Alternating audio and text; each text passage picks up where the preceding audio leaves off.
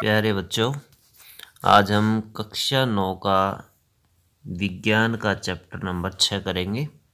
Chapter का नाम है बच्चों उत्तक। तो चलिए बच्चों, इसके हम क्वेश्चन आंसर करेंगे। देखिए पहला क्वेश्चन क्या है, उत्तक क्या है। उत्तक क्या होता है? कोशिकाएं जो एक विशेष तरह के का कार्य करती है, वो सदा एक समूह में रहती है। कोशिकाओं के इस समूह को उत्तक कहा जाता है। उत्तक का निर्माण कैसे होता है बच्चों? कोशिकाओं के मिलने से उत्तक का निर्माण होता है। जैसे रक्त है, फ्लोएम है, पेशी आदि उत्तक के उदाहरण हैं। क्वेश्चन 2, बहुकोशिक जीवों में उत्तकों का क्या उपयोग है? बहुकोशिक जीवों में उत्तकों का उपयोग बताइए। बहुकोशिक जीवों में प्रत्येक उत्तक एक विशेष कार्य करता है, जो यांत्रिक शक्ति या फिर जैसे कि पेशीय कोशिकाएं फैलाने का काम और सिकुड़ने का काम जो है, इन्हीं से गति होती है। तो ये उत्तकों की सहायता से होते हैं बच्चों। तंत्रिका कोशिकाएं संदेशों को एक स्थान से दूसरे स्थान पर पहुंचाती हैं। इसके अलावा भोजन, पाचन, जनन कार्य विशेष उत्तकों से संपन्न होता है। आगे देखिए पाठ्यपुस्तक का क्वेश्चन नंबर 1, प्रकाश संश्लेषण के लिए किस गैस की आवश्यकता होती है? प्रकाश संश्लेषण के लिए किस गैस की आवश्यकता होती है बच्चों? कार्बन डाइऑक्साइड गैस की आवश्यकता होती है। आगे देखिए क्वेश्चन नंबर 2, पौधों में वाष्पोत्सर्जन के कार्यों का उल्लेख करें। इंपॉर्टेंट क्वेश्चन है बच्चों। पौधों में वाष्पोत्सर्जन विधि से शरीर का अतिरिक्त जल को बाहर निकाल दिया जाता है। यह कार्य स्टोमेटा से संपन्न होता है। वाष्पोत्सर्जन के कारण पौधों के शरीर में जल की कमी होने के कारण मृदा से पानी अवशोषित करता है और इस पानी के साथ पोषक तत्व भी पौधे के शरीर में प्रवेश करते हैं। तो एक्स्ट्रा जल को पौधे बाहर निकाल देते हैं। इस प्रक्रिया को वाष्पोत्सर्जन कहते हैं। आगे देखिए सरल उत्तकों के कितने प्रकार है। सरल उत्तकों के बच्चों कितने प्रकार होते? 3 प्रकार होते। पैरेन्काइमा, कोलेन्काइमा और स्क्लेरेन्काइमा। पैरेन्काइमा, कोलेन्काइमा और स्क्लेरेन्काइमा 3 प्रकार होते हैं। आगे देखिए प्रो का शीर्षस्थ विभजोतक कहाँ पाया जाता है? पौधों के जिस हिस्सों में तेजी से वृद्धि होती है, से वृद्धि की जरूरत होती है, उन हिस्सों में प्रो का शीर्षस्थ विभजोतक उत्तक पाया जाता है। जैसे कि तना, शाखाएं और जड़ों के शीर्ष भाग में ये पाया जाता है। नारियल रेशे जो होते हैं वो किस उत्तक का बना होता है? नारियल रेशा जो होता है वो स्क्लेरेन्काइमा उत्तक का बना होता है। फ्लोएम के संगठक कौन कौन से हैं? फ्लोएम के संगठक बताइए। फ्लोएम के संगठक 4 अवयव होते हैं बच्चों। कौन कौन से 4 अवयव? चालनी नलिकाएं, साथी कोशिकाएं, फ्लोएम पैरेन्काइमा और फ्लोएम रेशे या फ्लोएम तंतु भी इनको कहते हैं। उस उत्तक का नाम बताइए जो हमारे शरीर में गति के लिए उत्तरदायी है। कौन सा उत्तक है बच्चों? पेशी उत्तक। पेशी उत्तक शरीर को गति प्रदान करते हैं। न्यूरॉन देखने में कैसा लगता है? तंत्रिका उत्तक के कोशिकाओं को न्यूरॉन कहा जाता है, जिसे दिखने में लंबे तंतु जैसा है। न्यूरॉन में कोशिकाएं केंद्रक होते हैं और कोशिका द्रव्य अथवा साइटोप्लाज्म देखा जा सकता है। इससे लंबे पतली शाखाएं निकलते हुए देखी जा सकती हैं। प्रत्येक न्यूरॉन में एक एक्सॉन होता है। बहुत सारी छोटे प्रवर्ध उपस्थित होते हैं जिन्हें डेंड्राइट्स कहा जाता है। एक तंत्रिका कोशिका 1 मीटर लंबी होती है और सारी तंत्रिका रेशे संयोजी उत्तक के द्वारा एक साथ मिलकर एक तंत्रिका का निर्माण करता है। हृदय पेशी के 3 लक्षण बताइए। क्वेश्चन नंबर 3 देखिए, हृदय पेशी के 3 लक्षण। देखिए 3 लक्षण क्या क्या है। पहला है हृदय की पेशी अनैच्छिक पेशियों से बनी होती है। पूरे जीवन लयबद्ध होकर के संकुचन और प्रसारण करती है। कोशिकाएं बेलनाकार और एक केंद्रक और शाखा युक्त होती है। एरियोलर उत्तक के क्या कार्य है? एरियोलर उत्तक के निम्न कार्य है बच्चों। 2 अंगों के बीच का रिक्त स्थान जो होता है उसको पूर्ण कर देता है अथवा भर देता है। आंतरिक अंगों को सबल बनाता है। दूसरे उत्तकों को ठीक करता है। उत्तक को परिभाषित करें। अभ्यास का क्वेश्चन है बच्चों, ये पाठ्य पुस्तक के क्वेश्चन थे ऊपर। अब हम करेंगे अभ्यास के क्वेश्चन। उत्तक को परिभाषित करें। परिभाषा वही है, कोशिकाएं जो एक विशेष कार्य के लिए तरह कार्य करती हैं वो सदा एक समूह में रहती हैं। कोशिकाओं के समूह को उत्तक कहा जाता है बच्चों। कितने प्रकार के तत्व मिलकर जाइलम उत्तक का निर्माण करते हैं, उनके नाम बताइए। जाइलम उत्तक चार प्रकार के तत्व मिलकर जाइलम उत्तक का निर्माण करते हैं। वाहिका, जाइलम पेरेन्काइमा, जाइलम ट्रैकिड या वाहिका और जाइलम फाइबर। पौधों में सरल उत्तक जटिल उत्तक से किस प्रकार भिन्न होते हैं। सरल उत्तक, जटिल उत्तक, अंतर देखिए बच्चों इनमें। एक तरह की कोशिकाओं से बना होता है सरल उत्तक, जबकि जटिल उत्तक एक से अधिक कोशिकाओं से बना होता है। एक जैसे कार्य होते हैं, इसमें एक से अधिक कार्य होते हैं। 3 प्रकार के होते हैं, पेरेन्काइमा, कोलेन्काइमा, स्केलेन्काइमा। सरल उत्तक के 3 प्रकार बताए, जबकि जटिल उत्तक के 2 प्रकार होते हैं, जाइलम और फ्लोएम। पौधों को सहायता प्रदान करता है, भोजन का भंडारण करने में सहायता करता है। संवहन बंडल का निर्माण करता है। ये संवहन मतलब परिवहन, जैसे जल का परिवहन करने में, संवहन करने में सहायता करता है।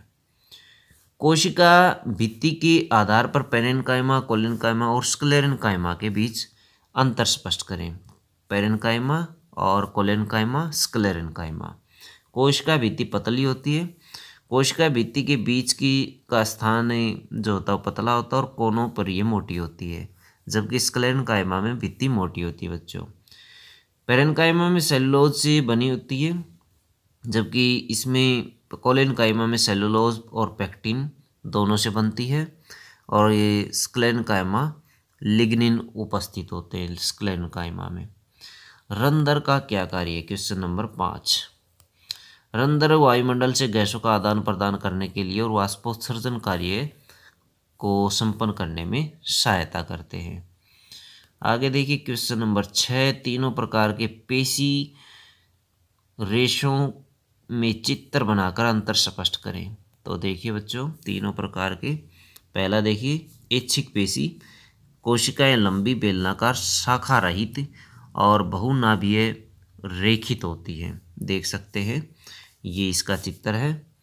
उसके बाद देखिए बच्चों, चिकनी पेशी अथवा अनैच्छिक पेशी लंबी होती है, आखिरी सिरा नुकीला होता है और अरेखित होती है। अरेखित यानी कोई रेखाएं नहीं होती, अलग अलग तरह की रेखाएं होती है, टेढ़ी मेढ़ी। और तुर्करूपी पेशी कोशिका होती है, जैसे आखिरी सिरा कोना बनाता है, आखिरी सिरे पर कोने बनता है, उसे तुर्करूपी कहते हैं, जैसे मूली का आखिरी सिरा होता है। कार्डिक पेशी बच्चों बेलनाकार होती है, शाखाओं वाली होती है, एक केंद्र की होती है, देख सकते हैं ये वाला चित्र इसका। कार्डिक पेशी के विशेष कार्य क्या है। हृदय की पेशियां पूरे जीवन लयबद्ध होकर प्रसार करती हैं, संकुचन करती हैं, जिससे रक्त संपूर्ण शरीर में गति करते हैं। तो ये कार्डिक अथवा हृदय पेशी का कार्य है। रेखित, अरेखित और कार्डिक पेशियों में शरीर में स्थित कार्य और स्थान के आधार पर अंतर स्पष्ट करें। रेखित पेशी, अरेखित पेशी और कार्डिक पेशी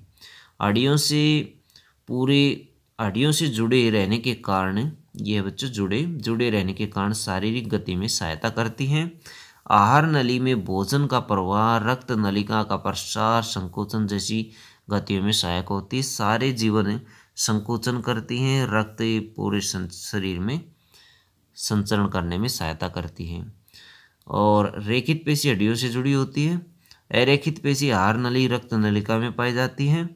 और कार्डिक पेशी बच्चों हृदय में उपस्थित होती है। रेखित कहाँ होती है, हड्डियों से जुड़ी होती है। अरेखित आहार नली, रक्त नलिका में पाई जाती हैं, जबकि कार्डिक पेशी हृदय में उपस्थित होती है। न्यूरॉन का चित्र बनाइए। न्यूरॉन का चित्र आप देख सकते हैं, ये न्यूरॉन का चित्र है। डेंड्राइट्स केंद्रक, ये वाला केंद्रक है। तंत्रिकाक्ष, कोशिकाकाय, ये आप चित्र बना सकते हैं। निम्नलिखित के नाम लिखिए, इनके नाम बताइए। देखिए, उत्तक जो मुंह के अंदर भीतरी स्तर का निर्माण करता है, ये होता है बच्चों सल्की एपिथेलियम। उत्तक जो मनुष्य में पेशियों को अस्तर से अस्थि से जोड़ता है, पेशियों को हड्डियों से जोड़ता है, वो होता कंडरा। ऊतक जो पौधों में भोजन का संवहन करता है, फ्लोएम। ऊतक जो हमारे शरीर में वसा का संचयन करता है, वसा में ऊतक। तरल आधात्री सहित संयोजी ऊतक होता है रक्त। और मस्तिष्क में उपस्थित ऊतक जो होता है वो न्यूरॉन होते हैं बच्चों। आगे देखिए क्वेश्चन नंबर 11, निम्नलिखित में से ऊतक के प्रकार की पहचान करें। त्वचा, पौधों का वल्क, त्वचा में सल्क एपिथेलियम होता है, पौधों में स्क्लेरेन्काइमा ऊतक होता है, अस्थि, वृक्कीय नलिका, अस्तर और संवहन मंडल। इनमें देखिए अस्थि में संयोजी ऊतक पाया जाता है और वृक्कीय नलिका अस्तर वृक्क अथवा किडनी के अंदर पाया जाने वाला घनाकार एपिथेलियम ऊतक होता है। संवहन मंडल में स्थायी ऊतक होता है जिसे जाइलम और फ्लोएम कहते हैं। पेरेन्काइमा ऊतक किस अक्षेत्र में स्थित होते हैं? Question number 12। पेरेन्काइमा ऊतक पौधों की तने में, जड़ में, पत्तियों में, टहनियों में, फूल, फल और नरम हिस्सों में पाया जाता है। पत्तियों में वर्तमान पेरेन्काइमा ऊतक को क्लोरेन्काइमा भी कहा जाता है। पौधों में एपिडर्मिस की क्या भूमिका है? Question number 13। पौधों की आंतरिक भागों को यांत्रिक आघात और परजीवी कवक से रक्षा करके एक बाहरी आवरण के रूप में रहता है और बाह्य सतह पर मोम जैसी प्रतिरोधी परत बनाकर जल से की हानि पहुंचने से रोकता है। कौन? एपिडर्मिस। एपिडर्मिस में स्टोमेटा होते हैं जो कोशिकाओं से गैसों का आदान प्रदान और वाष्पोत्सर्जन क्रिया करने में मदद करते हैं। तो बच्चों एपिडर्मिस कहाँ होता है? पत्तियों पर उपस्थित होता है, मोम जैसी परत बनाता है और आंतरिक भागों को आघातों से बचाता है। तो पौधे में ये एपिडर्मिस के कार्य हैं। उसके बाद देखिए बच्चों, छाल अथवा कारक किस प्रकार सुरक्षा ऊतक के रूप में कार्य करता है? तो किस प्रकार कार्य करता है? देखिए इसका आंसर, जैसे जैसे वृक्ष की आयु बढ़ती है उसके बाह्य सुरक्षात्मक ऊतकों में कुछ परिवर्तन होता है। एक दूसरे विभजोतक की पट्टी तने की एपिडर्मिस का स्थान ले लेती है। बाह्य सतह की कोशिकाएं अलग होकर पौधे पर मोटी छाल का रूप लेती है।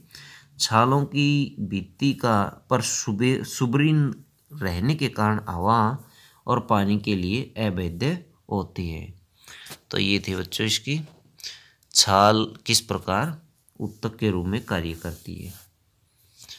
नीचे एक तालिका दी गई है, इसको पूर्ण कीजिए। तो तालिका देखिए बच्चों क्या है? स्थायी ऊतक, इसके प्रकार देखिए सरल और जटिल। इस सरल में भरिए या बॉक्सेस दिए गए हैं और जटिल में इसको फिल कर दीजिए। तो देखिए कैसे फिल करेंगे। स्थायी ऊतक जो होते हैं बच्चों वो होते हैं दो प्रकार के, एक सरल, दूसरा जटिल। सरल और जटिल। सरल 3 प्रकार का होता है, पेरेन्काइमा, कोलेन्काइमा, स्क्लेरेन्काइमा। इसी तरह जटिल 2 प्रकार का होता है, जाइलम और फ्लोएम।